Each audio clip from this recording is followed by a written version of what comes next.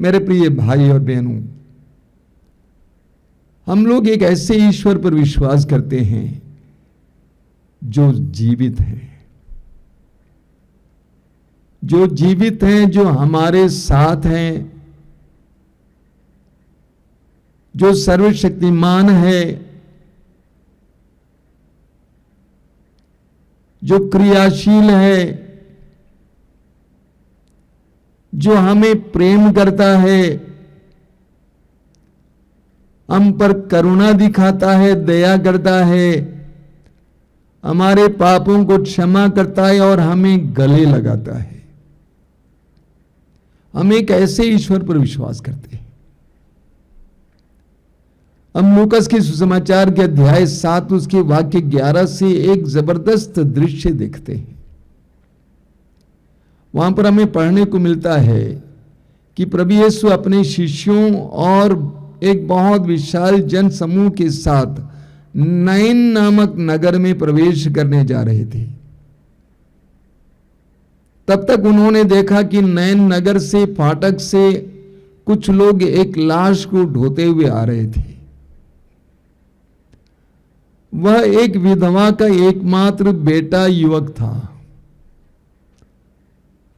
उस विधवा के बुढ़ापे की लाठी उसका एकमात्र सहारा मर गया था और वो विधवा रोती हुई लोगों के पीछे आ रही थी। और संसार का मुक्तिदाता यीशु वहां पहुंच जाते हैं। बाइबल में बार बार हमें यही देखने को मिलता है कि हमारी कठिन परिस्थितियों में प्रभु हमारे करीब आ जाते हैं। स्तोत्रकार कहता है स्तोत्र 34 में, प्रभु दुखियों से दूर नहीं है, जिसका दिल टूट गया है प्रभु से संभालता है। यूहन्ना के सुसमाचार के अध्याय 21 में हम पढ़ते हैं कि पेतरुस और अन्य शिष्य रात भर परिश्रम करने के बावजूद एक भी मछली पकड़ नहीं पाए और बड़े उदास होकर तट की ओर आ रहे थे। उस समय यीशु वहां पर आ जाते हैं। लूकास के सुसमाचार के अध्याय 5 में भी हमें कुछ ऐसा ही दृश्य देखने को मिलता है। प्रभु वहां पर आ जाते हैं। अपने भक्तों को सांत्वना देने के लिए ईश्वर भक्तों के दुख के समय उनके पास आ जाता है। इस्यास नबी के ग्रंथ के अध्याय 40 वाक्य 1 में हम पढ़ते हैं। इस्यास नबी अध्याय 40 वाक्य 1 में प्रभु कहते हैं कि मेरी प्रजा को सांत्वना दो, मेरी प्रजा को सांत्वना दो, उसे सांत्वना दो। इस्यास नबी के ग्रंथ के अध्याय 35 उसके वाक्य 3 और 4 में हम पढ़ते हैं, थके मांदे हाथों को शक्ति दो, निर्बल पैरों को सुदृढ़ बना दो, घबराए हुए लोगों से कहो ढारस रखो, डरो मत, देखो तुम्हारा ईश्वर आ रहा है। अपने भक्तों के कठिन परिस्थितियों के समय ईश्वर स्वयं उनके पास आ जाता है और सुसमाचार में हम यही देखते हैं। प्रभु यीशु वहां पर पहुंच जाते हैं और उनका मिलन उनसे होता है। यीशु को पता चला कि यह एक युवक है जो मरा हुआ है और एक विधवा का एकमात्र बेटा है। यीशु उस विधवा के दर्द को महसूस करने लगते हैं। वचन में लिखा हुआ है कि उनको बहुत तरस आया। एक विधवा का एकमात्र बेटा, घर चलाने के लिए आय का एकमात्र माध्यम, उसका एकमात्र सहारा मर गया है। उसका दिल टूट गया है, उसकी जिंदगी मानो टूट गई है। यीशु को यह महसूस होता है और यीशु उसके करीब जाते हैं। वचन में लिखा हुआ है यीशु उसके करीब गए और उस नारी से कहा, विधवा से कहा, रो मत, मत रो, रो मत। मानो यीशु उसके आंसुओं को पोंछ रहे थे। कितना सुंदर शब्द है, रो मत, डू नॉट क्राई। और उन्होंने लोगों को रोका और उस युवक से कहा कि उठो, और उठकर बैठ गया, बोलने लगा, और उस युवक को ले आकर उसके मां के हाथों सौंप दिया। प्रभु ईश्वर यही करता है। हमें स्तोत्र 10 उसके वाक्य 14 में पढ़ने को मिलता है, तू कष्ट और दुख देखता है, तू कष्ट और दुख देखता है और हस्तक्षेप करने का ध्यान रखता है। प्रभु के बारे में बताया गया है कि वो कष्ट और दुख देखता है और हस्तक्षेप करने का ध्यान रखता है। यानी वो हमारे दुख और कष्टों को देखने के बाद अपने हाथ बांधकर बैठता नहीं है। हमारा ईश्वर हमारे दुख में हाथ बांधकर बैठने वाले क्रूर न्यायी ईश्वर नहीं है, बल्कि हमारे लिए कुछ करने को सोचने वाला ईश्वर, हस्तक्षेप करने को सोचने वाला ईश्वर है। तो हमें निर्गमन ग्रंथ के अध्याय 3 में पढ़ने को मिलता है। निर्गमन ग्रंथ अध्याय 3 में इस्राएली जनता ईश्वर की चुनी हुई प्रजा अब मिस्र देश में गुलाम की जिंदगी जी रही थी। जो मेहमान बनकर मिस्र पहुंचे थे वे लोग आज मिस्र की जनता के गुलाम बन गए। उनसे कठोर से कठोर काम लिए जाते थे, उन्हें भट्टों में काम कराने के लिए लगाए जाते थे, घरों में नौकरों की तरह काम करते थे। प्रभु ईश्वर ने उनकी दयनीय दशा को देखा। ईश्वर ने मूसा से कहा, निर्गमन ग्रंथ अध्याय 3 वाक्य 7 में लिखा हुआ है, मैंने मिस्र में रहने वाली अपनी प्रजा की दयनीय दशा देखी। मैंने मिस्र में रहने वाली अपनी प्रजा की दयनीय दशा देखी और अत्याचारियों से मुक्ति के लिए उसकी पुकार सुनी है। मैं उसका दुख अच्छी तरह जानता हूं। मैं उसका दुख अच्छी तरह जानता हूं। हमारा ईश्वर हमारे दुख को अच्छी तरह जानने वाला ईश्वर है।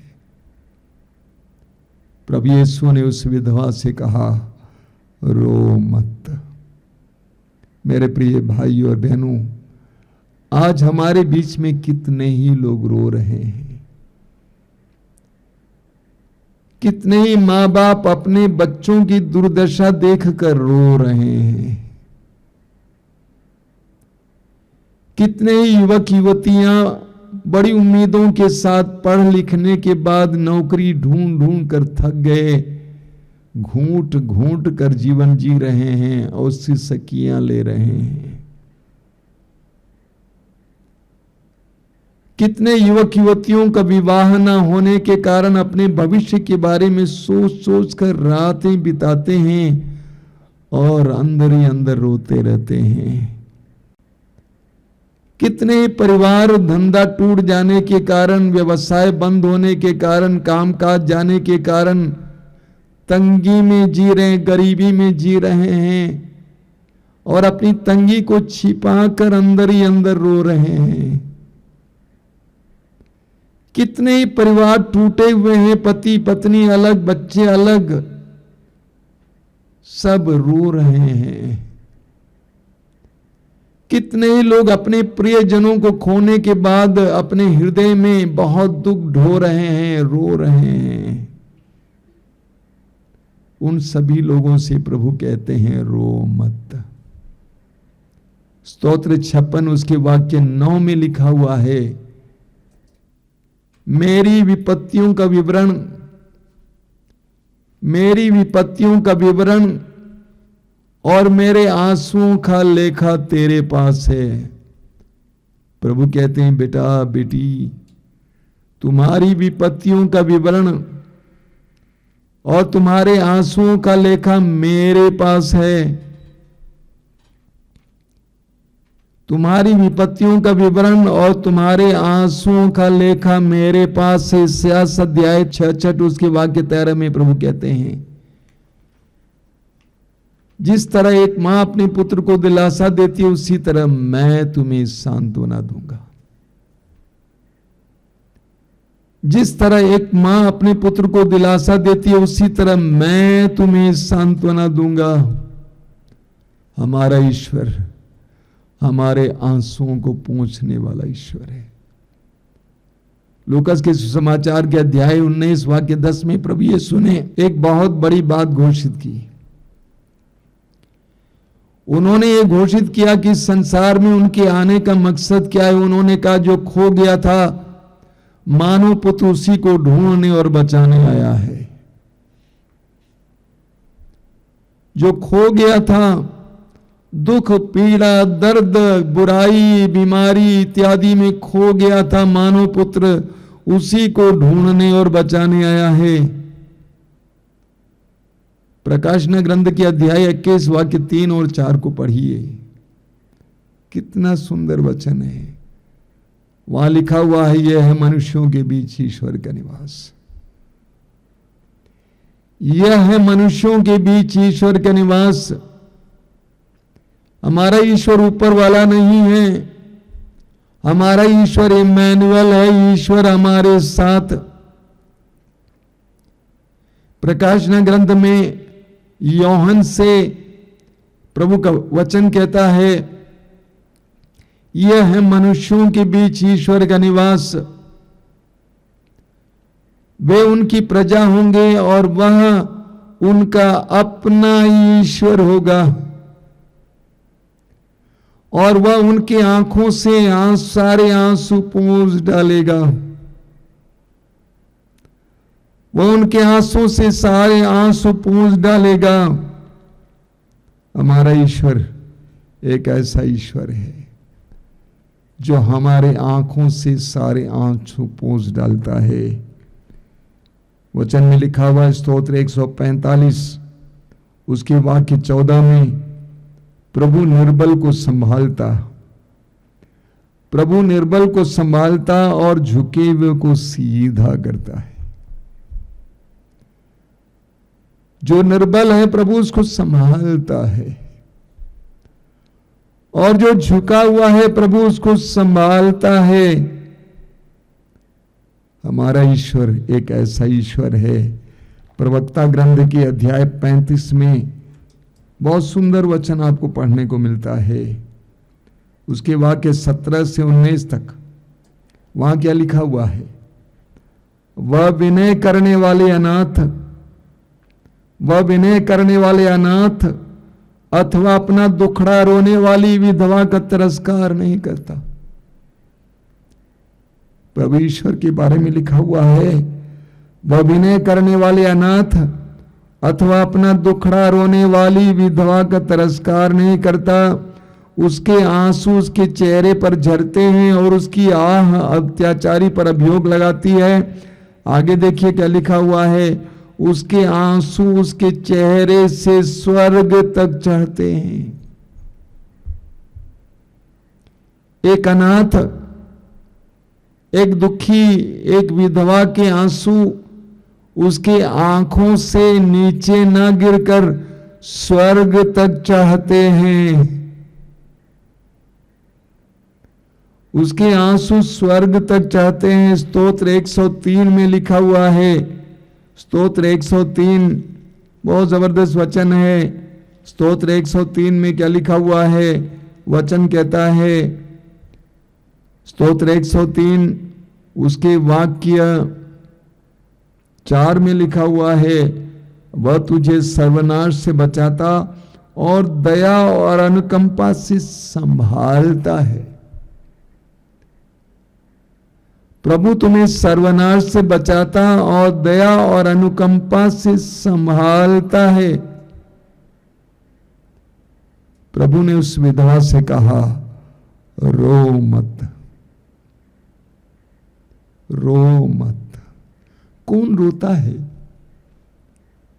कौन रोता है? जो निस्सहाय होता है,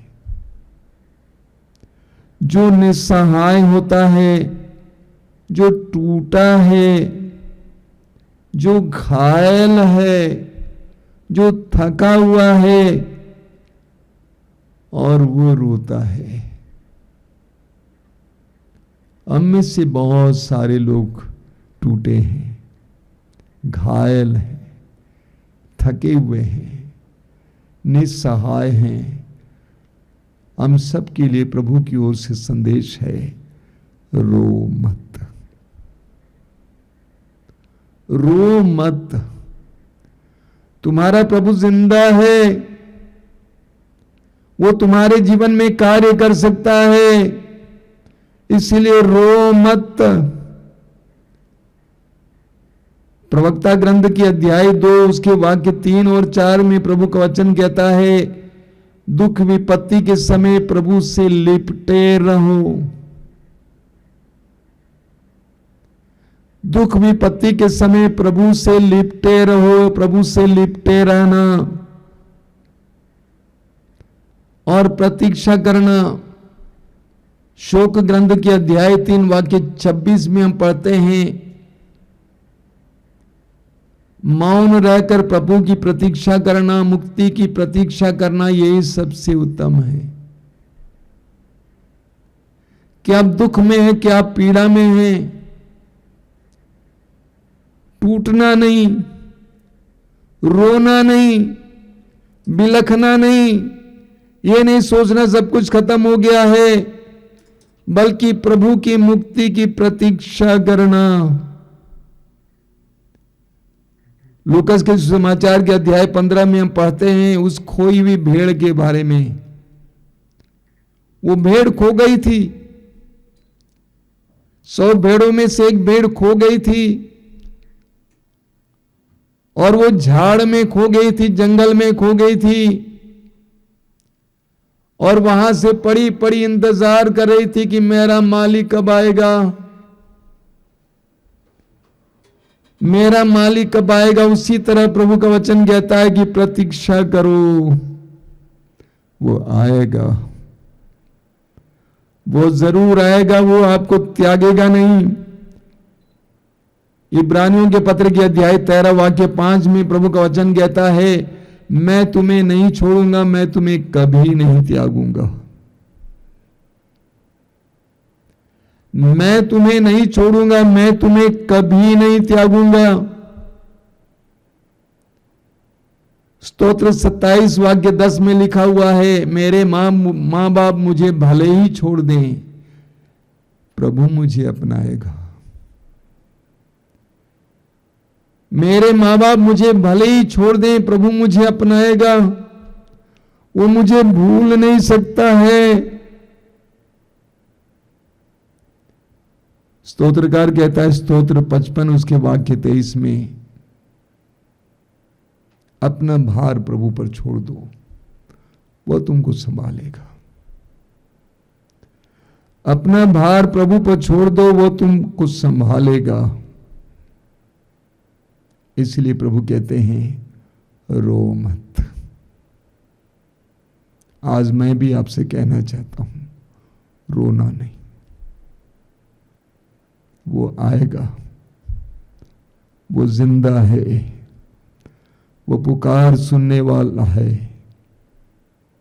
वो आपके दर्द पीड़ा को जानने वाला है। अपने आंसुओं को प्रार्थना में बदल दीजिए। एक बूंद आंसू भी जमीन पर गिरने मत दीजिए, बेकार मत जाने दीजिए।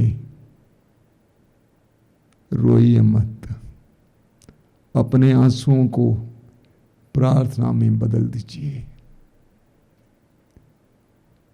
नाइन नगर की उस विधवा से प्रभु ने जो कहा, आज हम में से हर एक से कहते हैं, बेटा बेटी रो मत, मैं हूं ना, मेरे पास आओ। थके मांदे और बोझ से दबे लोगों, तुम सबके सब मेरे पास आओ, मैं तुम्हें विश्राम दूंगा। रो मत। आइए हम प्रार्थना करें।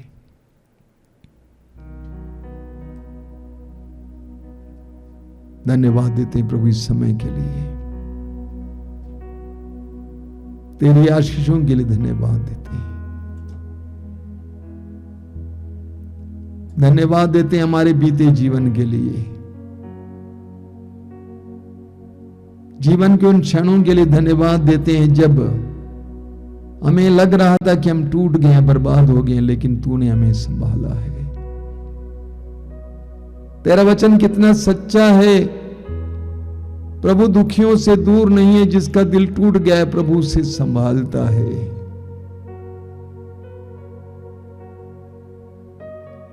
प्रभु निर्बलों को संभालता है और झुके उनको सीधा करता है। प्रभु हमारे जीवन में भी बहुत सारे ऐसे मौके आते हैं जब हम भी रोते हैं, लेकिन उन आंसुओं को प्रार्थना में परिवर्तित करने के लिए हमें विश्वास का वरदान दीजिए, भरोसे का वरदान दीजिए। हमारी प्रार्थनाओं को ग्रहण कीजिए। आमीन।